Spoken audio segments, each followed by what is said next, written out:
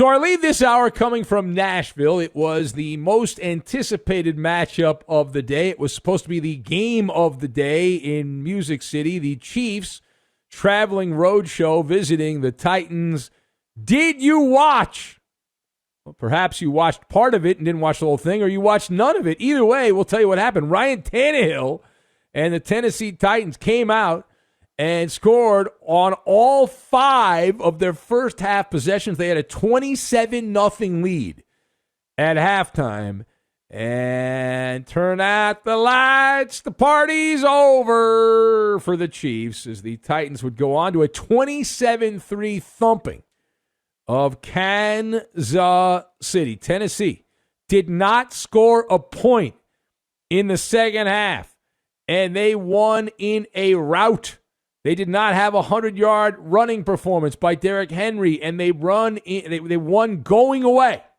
Now, the better story here is in the losing locker room, as the Chiefs have been taking shots week after week, it seems here, and they can't get out of their own way.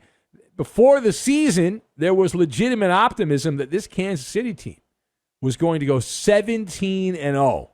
And now they might not even win 9 games and finish with a winning record. And the way they're going, they're back under 500. So let us discuss the question. What the heck is going on with Patrick Mahomes and the 3-4 Chiefs? So my observations. You've got medically induced, captain's speech, and footpath. And we'll put all of these things together. We'll lock them together like Legos is what we're going to do. Now, number one. So right off the top, we start with Andy Reid. This is an underachieving football team, and Andy Reid as the head coach, who's been around forever. He's a Hall of Fame coach, blah, blah, blah, blah, blah. This is not his greatest piece of art. It is not, right? This was an opportunity for this football team to show that they were headed the right direction. They had beaten the Washington team to be named Laters the week prior, and they had an opportunity to flip the script against the Titans. All right, this is a key game. Tennessee, the talk of the NFL after what they had done last week against Buffalo. And the report card on the Chiefs for this key matchup in the AFC, they get an F- on the MALLER report card. F-. Talk about going through the motions at the beginning of the game and never getting into it, down 27-0, allowing Tennessee to matriculate the ball down the field at will. At halftime, if it wasn't for there was a pass play before halftime, Kansas City completed that. They would have had more penalty yards than actually yards gained in the first half. As it was at halftime, the Titans had 277 yards of offense, and the Chiefs had just 67. 19 first downs at halftime to 5 for Kansas City. How does that happen? How does that happen? It's not like this was not an important game. It wasn't like this was just a throwaway game against a second-rate opponent. The Chiefs looked like they were locked in some kind of medically induced coma the first half of the game, and as it turned out, the entire game, because the game was over at halftime. And yeah, Patrick Mahomes got knocked around, and he was dancing around like a baby goat or baby giraffe trying to learn how to walk. But regardless of that, in general, the way you would describe the Chiefs' effort here is unbecoming of a team that is a regular in the Super Bowl. It was gutless. And as many points as turnovers, the Chiefs, they did it again. As many turnovers as points in this particular game. Now, secondly, as far as how much Andy Reid gets the blame for the Chiefs' struggles, it's not just Andy Reid, it's the entire coaching staff. This is a poorly coached football team. They have all the telltale signs of a poorly coached football team. Now, why is that? This is a staff that has some cachet to it, some names. And Andy Reid gets the largest piece of the blame pie because he's the head coach, and everything funnels through Andy Reid, for better or worse. But a medley of mistakes that has continued all season. And they know they suck. They talk about how much they suck in Kansas City and how they have to stop turning the ball over. And they talk a good game. They just don't walk the walk. and all the telltale signs of a poorly coached team. And it's the assistants, Eric Bieniemy. How does that guy get a head coaching job after this performance as the offensive coordinator? Defensive coordinator Steve Spagnuolo, what's going on with him? They can both wear the shame bell for this Chiefs team. Now, we're talking about from the coaching staff on down to the locker room. This is that speech, the Cool Hand Luke captain speech. What we've got here is a failure to communicate between the coaching staff and the roster. Self-inflicted wounds. It is a perfect mix. If you look at the resume, you've got blunders, miscues, missteps, slip-ups, you name it. 9 penalties for 77 yards. The Chiefs had 3 fumbles. They lost 2 of them and an interception.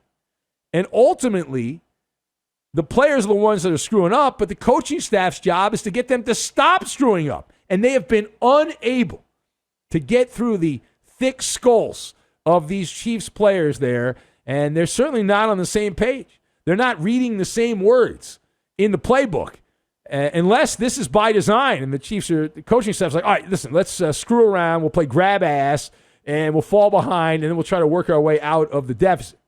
All right, final point. So are the Chiefs a playoff team? Now, obviously, at this point, they're not a playoff team. If you look at the overall NFL standings, you are what your record says you are. We are now 41% into the NFL season. Week 7 has come and gone for everybody outside of Seattle and New Orleans. At this moment, 7 out of 17 games are in the books. The Chiefs are a losing football team. They are 3-4.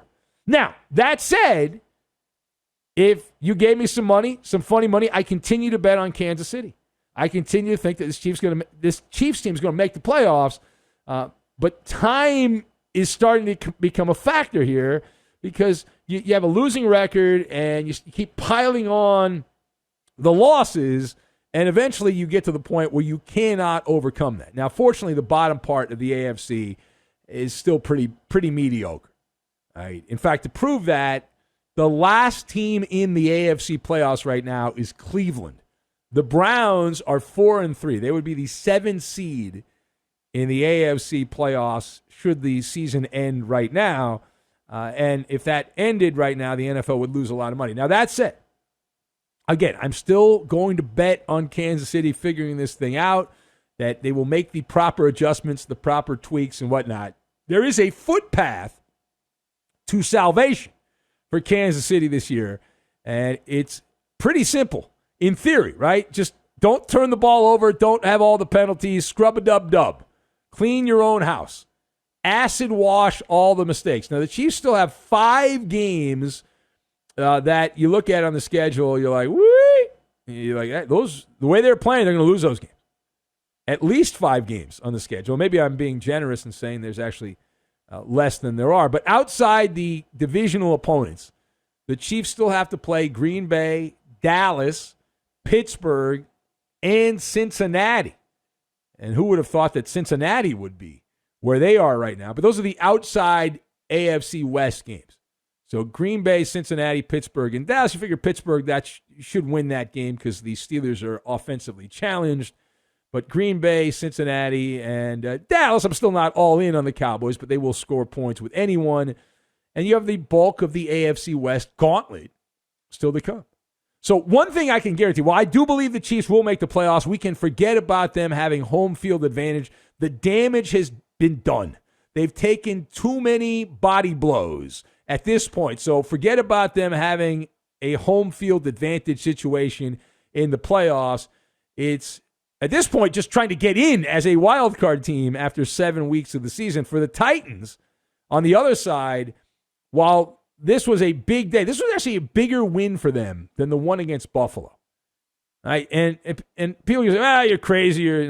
No, because that came out of nowhere. The game against Buffalo, the way they came back in the second half of that game and dominated the Bills in the second half, that was a surprising performance. But now that you're on the radar, and the Titans were getting a lot of love, a lot of rat poison from the media in the NFL saying how great they looked against Buffalo, and they did look good in that game. So I expected a regression to the mean. They'd start smelling themselves a little bit. That didn't happen here. So this was a bigger statement game for the Titans. The fact that they won a game against an AFC opponent that's been the team in the AFC in recent years, and Derrick Henry does not go bonkers and bazonk and all that. He didn't get 100 yards. The Titans, they don't score in the second half, and yet they win the game in a rout. I mean, the Titans, they were able to generate pressure with their defense without even blitzing, which is a great slap in the face to the offensive line in Kansas City, the regenerated offensive line, the new look offensive line. A lot of changes made. That was a point of contention because of what happened in the Super Bowl when the defense for the Tampa Bay Buccaneers was able to drive Patrick Mahomes nuts. So they went out, they changed the offensive line. And in this game, I mean, think about the Titans. They blitzed hardly at all. One time on 39 dropbacks did the Tennessee Titans blitz Patrick Mahomes. 1 out of 39. But yet, the Titans had 4 sacks on the afternoon. They held Mahomes when he was under pressure 7 times, 2 of 7 passing for 12 yards under pressure. So, I mean, that's a good day for the Tennessee Titans. That's a better, impressive performance by Tennessee to beat Kansas City the way they did after the Buffalo game than it was against Buffalo. And for Kansas City, my God, horrific.